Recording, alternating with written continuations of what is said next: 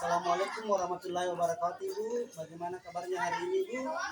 Maaf, Ibu, saya mengganggu waktunya. Apakah boleh, Bu? Waalaikumsalam. Alhamdulillah baik Bapak. Ada apa Bapak?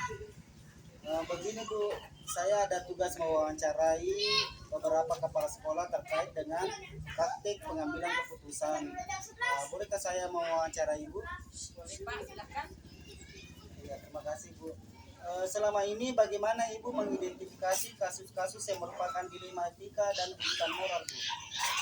Dalam mengidentifikasi kasus-kasus yang terjadi di sekolah saya, sebagai kepala sekolah melihat dari berbagai sisi nilai-nilai apa yang bertentangan dan terdapat dalam kasus tersebut.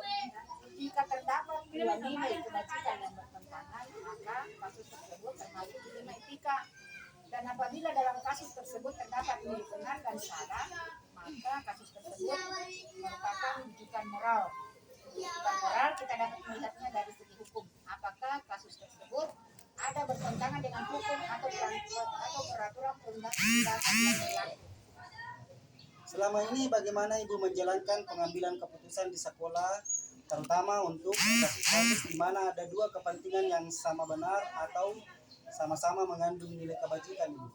Dalam mengambil keputusan, di mana terdapat dua kepentingan yang sama-sama benar, saya akan mempertimbangkan hal-hal dalam kasus tersebut.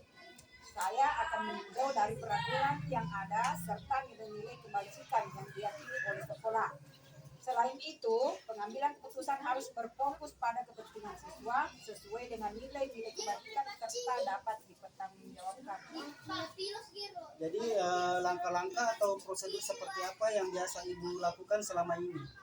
Langkah-langkah yang biasa dilakukan dalam pengambilan keputusan adalah yang pertama, mencari penyebab dari permasalahan atau kasus tersebut. Kemudian yang kedua, mengidentifikasi pihak-pihak yang terlibat dalam kasus tersebut. Yang ketiga, melihat kepentingan-kepentingan yang ada dalam kasus tersebut. Dan keempat, mengidentifikasi kasus dari berbagai sisi, seperti sisi hukumnya, aturan sekolah, aturan kelas, pandangan masyarakat, moral, kode etik, serta ada kondisi-kondisi khusus yang menyertainya. Dan yang kelima, melakukan refleksi. Apakah keputusan yang sudah diambil sudah sesuai dengan permasalahan atau tidak? Bagaimana pelaksanaannya? Apakah sudah sejalan dengan nilai-nilai yang diyakini bersama dan dapat dipertanggungjawabkan? Wah, luar biasa, Ibu. Jadi hal-hal apa saja yang selama ini Ibu anggap efektif dalam pengambilan keputusan pada kasus-kasus dilema etika, Bu?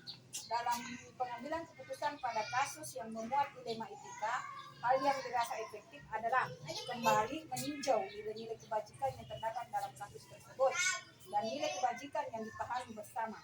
Selanjutnya, keputusan diambil dipertimbangkan kemanfaatannya bagi siswa atau bagi orang banyak, serta apakah dapat dipertanggungjawabkan.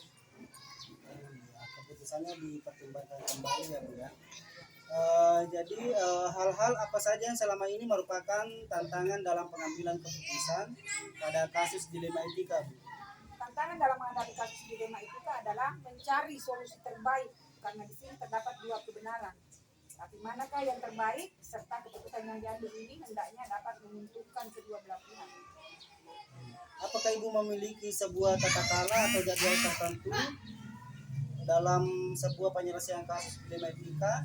Apakah Ibu langsung menyelesaikan di tempat atau memiliki sebuah jadwal untuk menyelesaikannya? Bentuk atau prosedur seperti apa yang Ibu jalankan?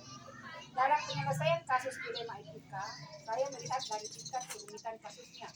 Jika itu masih ringan dan bisa diselesaikan dalam waktu yang singkat, saya akan segera menyelesaikannya. Dan jika terlihat rumit, maka saya perlu mengumpulkan data atau fakta terlebih dahulu dan menyelesaikannya dengan langkah-langkah yang saya sampaikan tadi. Adakah seseorang atau faktor-faktor apa yang selama ini mempermudah atau membantu Ibu dalam pengambilan keputusan dalam kasus dilema etika, Bu? Faktor-faktor yang membantu saya selama ini dalam pengambilan keputusan adalah kolaborasi dengan berbagai pihak yang mendukung, seperti rekan sejawat, guru, siswa, warga sekolah, stakeholder, dan pihak-pihak terkait. Dari semua hal yang telah disampaikan, Bu, pembelajaran apa yang dapat Ibu petik dari pengalaman Ibu mengambil keputusan dilema etika? Pembelajaran yang dapat dipetik dari pengalaman pengambilan keputusan adalah sebagai kepala sekolah, saya perlu mempertimbangkan keputusan yang diambil, apalagi kasus yang memuat dilema etika. Saya perlu melakukan berbagai pertimbangan agar dapat membuat keputusan yang tepat, di mana keputusan tidak merugikan pihak lain atau kebaikan bersama. Baik Ibu, saya ucapkan terima kasih atas kesediaan Ibu menjadi narasumber wawancara saya hari ini. Sama-sama Bapak, ya semoga sukses dalam pendidikan guru penggeraknya dan nanti bisa berbagi dengan semua rekan-rekan guru dan ilmu yang dapat diterapkan. Amin Bu, saya izin pamit. Semoga Ibu diberi kesehatan dalam menjalankan tugas-tugas Ibu. Amin. Silakan Bapak.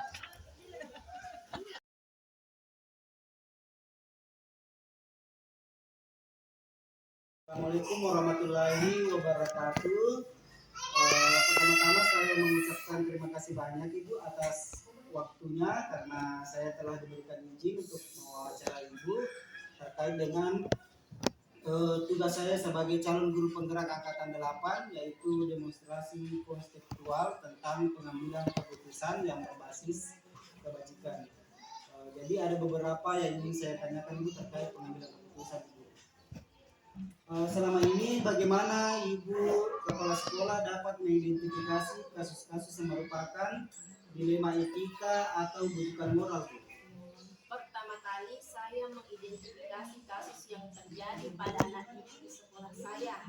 Saya mengenali permasalahan yang terjadi, mengumpulkan bukti-bukti di lapangan, lalu menganalisis permasalahan tersebut, kondisinya seperti apa, mengapa itu bisa terjadi. Setelah semua data terkumpul, maka kita dapat mengambil kesimpulan untuk menyelesaikan masalah. Tidak mungkin menyenangkan satu pihak, apalagi sebagai seorang pemimpin tidak bisa seenaknya dalam mengambil keputusan. Tidak boleh pilih kasih dan membela salah satu pihak saja. Apabila itu terjadi, maka akan terjadi kesenjangan. Jadi selama ini Ibu menjalankan pengambilan keputusan di sekolah, terutama kasus-kasus di mana ada dua kepentingan yang sama-sama benar atau sama-sama mengandung nilai kebajikan. Saya berusaha objektif mungkin dalam mengambil keputusan, karena apa yang kita putuskan belum tentu baik untuk semua orang dan menyenangkan semua pihak. Maka mengumpulkan terlebih dahulu siapa yang terlibat, berkomunikasi dengan bijak dan berkoordinasi dengan orang tua murid. Seperti kasus bully biasanya, tapi orang tua mengharapkannya bisa baca, karena apabila maksud harus sudah bisa baca, karena apabila belum dibacakan menjadi masalah. Itulah yang menjadi salah satu dilematik yang ada di sekolah. Maka jalan keluarnya adalah berkoordinasi dengan orang tua murid dan memberikan penjelasan tentang kemampuan anak yang berbeda-beda karakternya. Sekolah harus bisa mengkondisikan bagaimana pembelajaran sesuatu dengan kurikulum, tetapi tetap mengakomodir keinginan orang tua agar anak bisa membaca dengan menggunakan berbagai metode dan cara yang menyenangkan. Langkah-langkah atau prosedur seperti apa yang biasa Ibu lakukan selama ini? Yang pertama, melihat kasusnya seperti apa. Kedua, siapa yang bermasalah. Ketiga, latar belakang masalah, analisa dan mengkondisikan. Hal-hal apa saja yang selama ini efektif dalam pengambilan keputusan pada kasus-kasus dilema etika? Komunikasi adalah hal yang penting, efektif dalam mengambil keputusan sehingga masalah dapat terpecahkan. Berkomunikasi dengan semua pihak. Lalu kira-kira tantangan dalam pengambilan keputusan pada kasus dilema etika apa Bu? Tantangannya pasti ada. Dengan adanya tantangan, kita harus terus belajar bagaimana lebih baiknya. Maka kita harus terus belajar, terutama tingkat pendidikan anak usia dini. Pihak yang susah diatur seperti anak didik, orang tua murid maupun komite. Apakah Ibu memiliki sebuah tata kelola atau jadwal dalam sebuah penyelesaian kasus dilema etika? apakah Ibu langsung menyelesaikan di tempat atau memiliki sebuah jadwal untuk menyelesaikannya? Bentuk atau prosedur seperti apa yang Ibu jalankan? Biasanya saya punya dua. Kalau urgen masalahnya harus diselesaikan hari itu juga. Misalnya kalau ada kasus dalam belajar, maka harus diselesaikan pada hari itu untuk mencari solusi. Orang tua harus memahami apa yang terjadi di sekolah. Untuk kasus yang bisa ditunda, maka akan diatur waktu khusus untuk menyelesaikan dengan mengumpulkan pihak-pihak yang bermasalah dan menyelesaikannya. Adakah seseorang atau faktor-faktor apa saja yang selama ini mempermudah atau membantu Ibu dalam pengambilan keputusan dalam kasus-kasus di lingkungan kita? Iya, ada faktor-faktor pendukung dari luar seperti guru, anak didik, dan orang tua murid. Saya dapat mengumpulkan informasi dari para guru, para siswa, dan informasi dari orang tua. Iya. Dari semua hal yang telah disampaikan, pembelajaran apa yang dapat Ibu kepala sekolah petik dari pengalaman Ibu mengambil keputusan di lingkungan kita? Ada dua. Pertama, menjalin komunikasi dengan baik antara kepala sekolah dengan guru, dengan anak didik dan orang tua. Kedua, menjadikan orang tua sebagai partner dalam mendidikan anak perlu kerjasama dengan baik. Oh iya, terima kasih banyak Ibu atas waktunya. Mudah-mudahan sukses ke depannya, Bu. Assalamualaikum warahmatullahi wabarakatuh.